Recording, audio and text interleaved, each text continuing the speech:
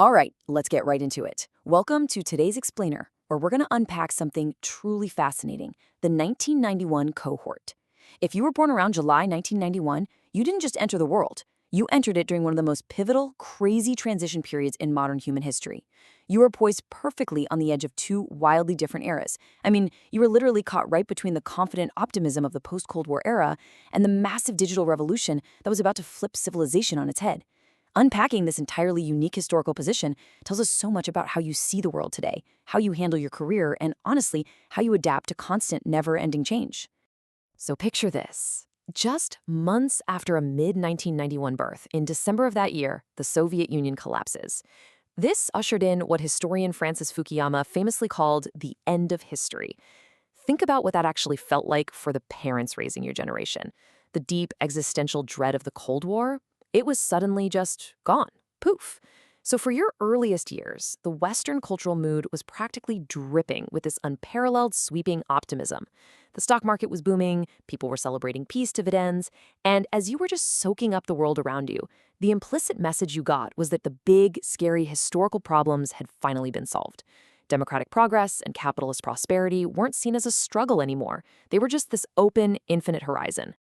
So here's the roadmap for this explainer. We're going to start with the optimistic analog childhood, then we'll move into the 9/11 inflection point, and finally, we'll explore your digital awakening.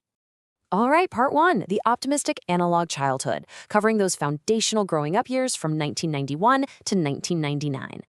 During those foundational years, the 90s economy was absolutely roaring on a global scale, and middle-class aspirations were just skyrocketing right along with it. It was a remarkably bright, hopeful time to be a kid, and that overall prosperity directly trickled down into how you were raised. Because the world felt so safe and abundant, your childhood culture became deeply saturated with praise and just constant encouragement. Actually, this era is the exact origin of what researchers call the millennial trophy generation phenomenon. So yeah, this is literally where getting a shiny plastic gold figure just for showing up to soccer practice came from. You were raised with this encompassing message that opportunity was absolutely everywhere, and that you, individually, were uniquely capable of doing great things. Let's break down what was actually feeding into your brain during this time. First, your pre-internet home life gave you these cognitive gifts that later digital native generations simply missed out on. You built deep imagination and resilience through unstructured time, playing outside until the streetlights literally came on. Second, you grew up in the absolute golden era of 90s pop culture. Early MTV, Disney, Saturday morning staples like Rugrats and Doug on Nickelodeon, it was highly optimistic and community-oriented. Third, globalization was becoming totally normal. The effects of NAFTA meant cheaper consumer goods, shifting job markets, and way more multicultural classrooms. But we have to mention, seeds of systemic anxiety were also taking root.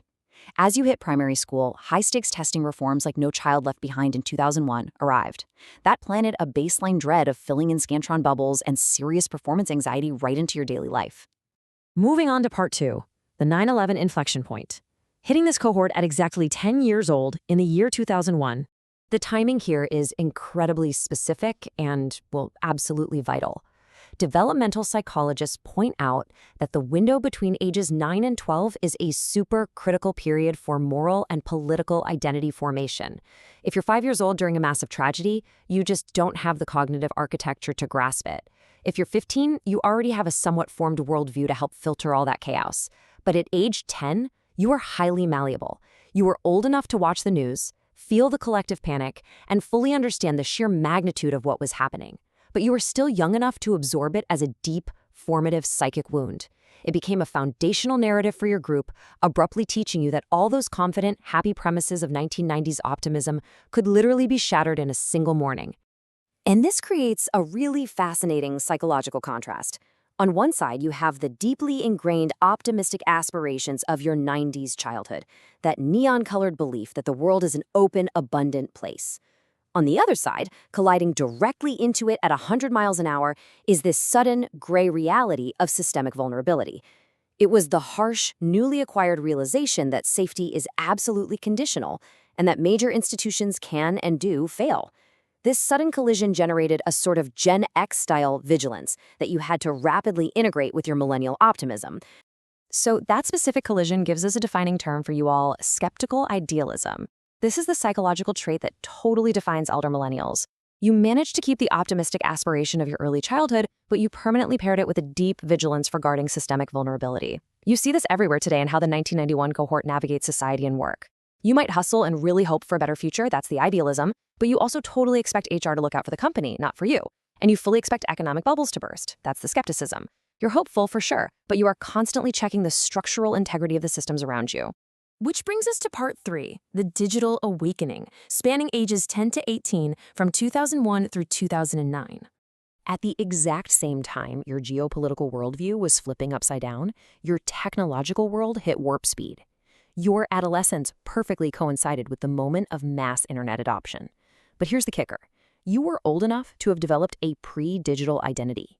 You actually knew what pure boredom felt like without a screen in your hand. Unlike younger core millennials born later in the 90s, who kind of grew up with the internet as their native context, you had already practiced sustained attention. You knew what it was like to stare at the ceiling, read the back of a cereal box for the 10th time, or actually physically knock on a friend's door just to see if they were home. You had a solid face-to-face social identity fully formed long before the screens took over. Let's trace just how insanely fast the tech arrived to supplement that analog self. At age 11, right in middle school, the screech of dial-up internet connected you to AIM, kickstarting your very first digital social identity. By 12, broadband meant connectivity was always on, completely changing the vibe at home. At 14, MySpace and early Facebook introduced the absolute intense social anxiety of curating a top 8 and managing massive social network exposure. By 15, YouTube shifted your whole media diet from passive TV to hours of on-demand streaming. And then bam, by 17, right as you were becoming young adults, mobile smartphone adoption arrived. The internet wasn't your native environment from birth. It was this increasingly powerful tool that you learned to wield on top of an already formed self. And this exact sequence gave you a literal superpower, which we define here as dual mode fluency. Think about it. Gen X never fully inhabited the digital world from a young age, and younger digital natives never experienced a truly untethered analog childhood.